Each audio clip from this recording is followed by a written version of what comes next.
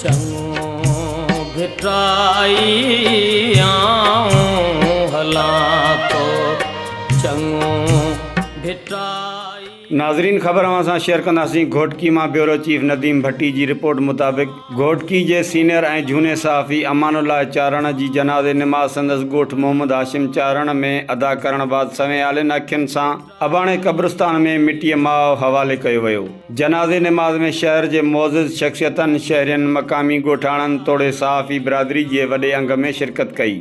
Senior सहाफ़ी अमानुल्लाह चारण जे ओचिते विछोड़े ते press club Ghotki पारां 3 ॾींहं सोग जो ऐलान कयो वियो आहे। घोटकी प्रेस क्लब जो अॻूणो सीनियर नायब सदर अमानुल्लाह चारण 72 सालनि जी ॼमार में मुख़्तसिर अरसो बीमार रहण खां पोइ वफ़ात करे वियो। सीनियर सहाफ़ी अमानुल्लाह चारण मुख़्तलिफ़ अख़बारनि तामीर सिंध, दी मॉर्निंग, हुरियत, अमुन, जागो, सिंध सुजाग, धरती, रोज़ानी सिंध, अवामी आवाज़, रोज़ानी मेहरान ऐं ॿियनि अख़बारनि में ज़िले रिपोर्टर ऐं ब्यूरो चीफ तौरु पिणु फ़र्ज़ु निभायो। संदसि लिखणियूं तमामु बहितरीन हूंदियूं हुयुसि। सदाई मज़लूमनि ऐं ग़रीबनि जो आवाज़ अख़बारनि ज़रिए आवाज़ बुलंद कयो। संदसि जे विछोड़े खां पोइ घोटकीअ जी सहाफ़त में वॾो ख़ाल पैदा थियो आहे। अमानुल्लाह चारण जी वफ़ात खां पोइ सहाफ़ियुनि में ॾुख जी लहर छांइजी वई। अहिड़ी ख़बर सोशल मीडिया ते अचण खां पोइ घोटकी जा सहाफ़ी रशीद अहमद कलेरी, सैयद गज़नफर शाह बुखारी, फरमान अली सूमरो, मुख़्तियार अहमद मंगरियो, अब्दुल हफ़ीज़ कलवड़, इरफान अली सूमरो, नदीम भट्टी, अलाह वरायो, शबीर महर, हमीदुल्लाह महर, ज़ीशान पठान, कुर्बान अली,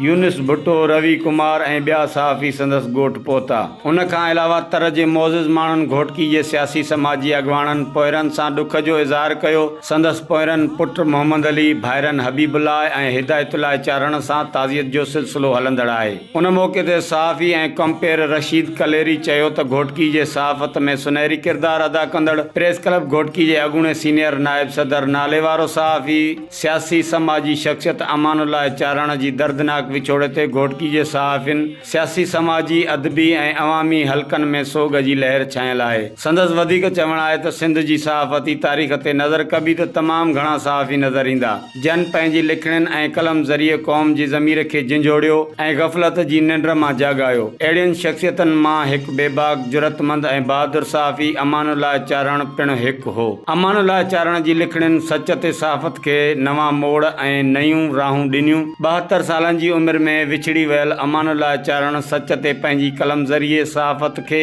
जीअदान ॾेई हलियो वियो।